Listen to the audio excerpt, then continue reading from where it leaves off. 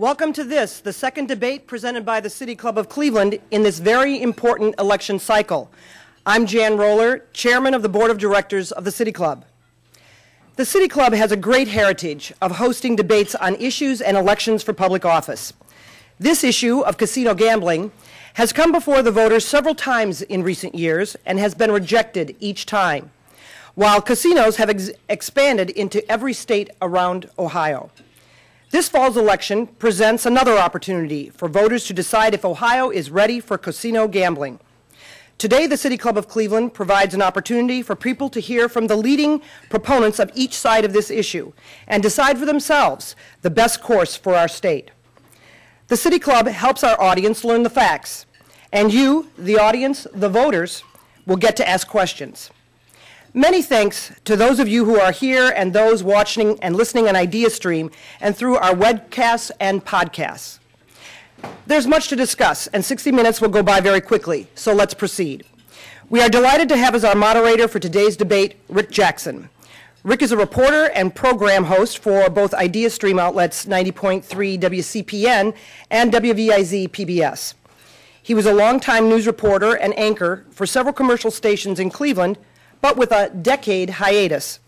He returned to Cleveland television in 1999, and after a 5-year stint hosting an international news program broadcast from New York City, and he's been here ever since.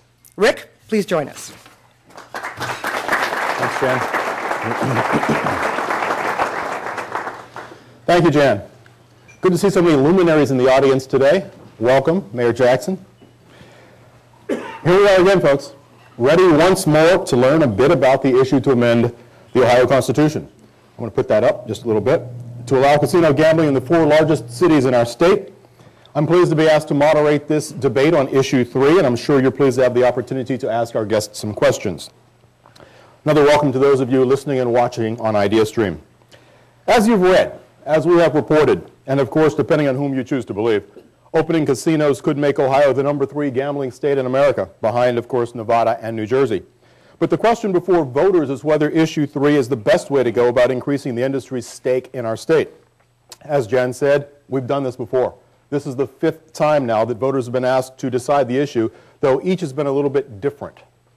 In the case before us, developers collected about 400,000 signatures to have this issue placed on our ballot. And one of the complaints you'll hear, I'm sure, is that the measure's been drafted by the casino operators. We'll be talking about that. To debate the topic for your enlightenment today, 2 distinguished men. Representing Yes on 3 today is Dan Gilbert. He is the chairman and founder of Quicken Loans, recognizable to many of you as the majority owner of the Cleveland Cavaliers basketball team. His company, Rock Ventures, would own the casinos in Cincinnati and here in Cleveland. Representing the no vote is Youngstown Mayor Jay Williams. He was elected mayor as an independent candidate November of 2005. His city recently named by Entrepreneur magazine one of the 10 best cities to start a business, along with several other positive mentions the Mahoning Valley's been getting lately. Congratulations on that, Mayor. He also has the support of Truth PAC, a committee that says it was created to counter claims put forth by the casino supporters. Would you please welcome our distinguished debaters.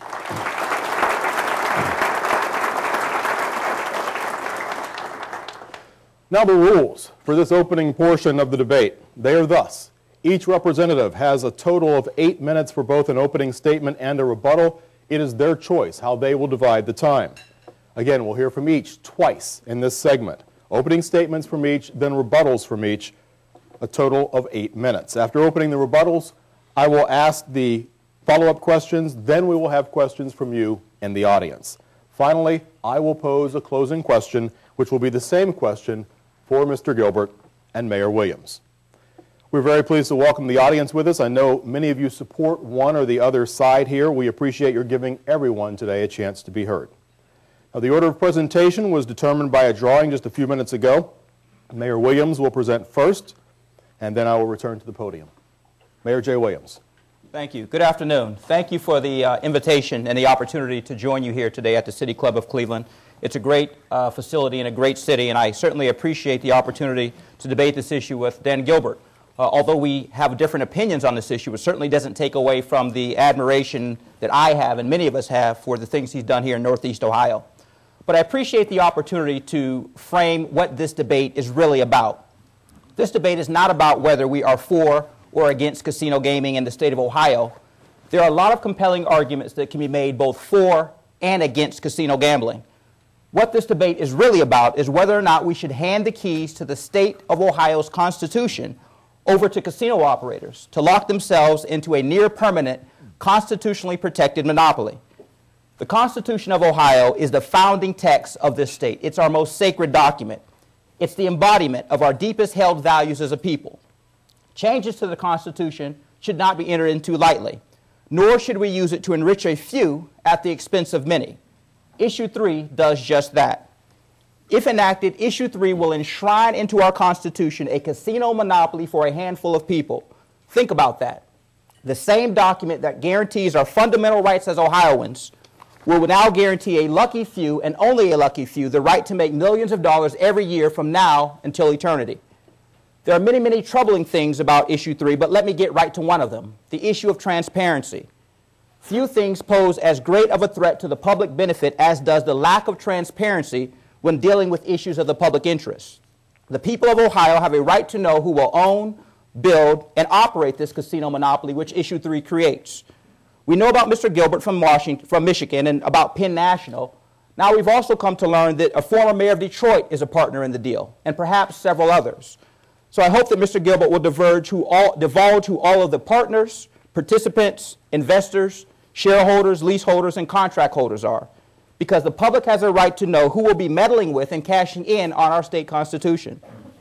Put simply, Issue 3 is a sweetheart deal written by out-of-state casino developers for the benefit of out-of-state casino developers. On issue after issue, Issue 3 shortchanges Ohio. Foremost, the licensing fee is too low.